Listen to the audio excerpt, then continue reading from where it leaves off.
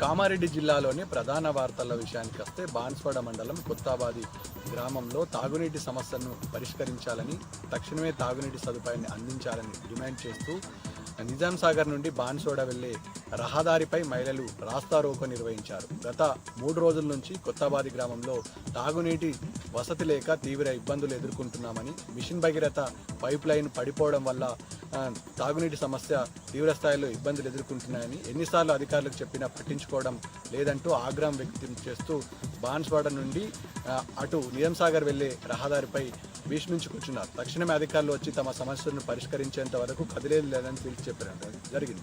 ఈ నేపథ్యంలో పూర్తి స్థాయిలో ట్రాఫిక్ జామ్ అయింది.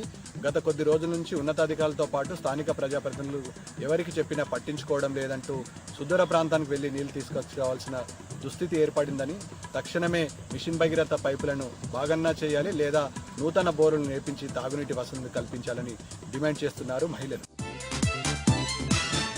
ఇక నిజామాబాద్ జిల్లాలోనే మరో ప్రధాన వార్త విషయానికి వస్తే, ఉమ్మడి నిజామాబాద్ జిల్లాలోని 9 నియోజకవర్గాల్లో రాజీవ్ వికాస్ ఇందిరమ్మ ఇళ్లలో అవినీతి రాజ్యమేలుతుందని, అధికారులు పట్టించుకోవడం లేదని, ఇందిరమ్మ లబ్ధిదారుల ఎంపిక క్షేత్రస్థాయిలో పర్యవేక్షణ కరువైందని, కాంగ్రెస్ నాయకులు 50,000 రూపాయలు ముడుపులు చెల్లిస్తేనే ఇందిరమ్మ ఇళ్ల అర్హత జాబితాలో పేరు వస్తుందని, రాజు వికాస్ లబ్ధిదారులు 50,000 రూపాయలు చెల్లిస్తేనే అర్హత జాబితాలో పేరు వస్తుందని అన్నారు బాల్కొండ ఎమ్మెల్యే వేముల ప్రశాంత్ రెడ్డి.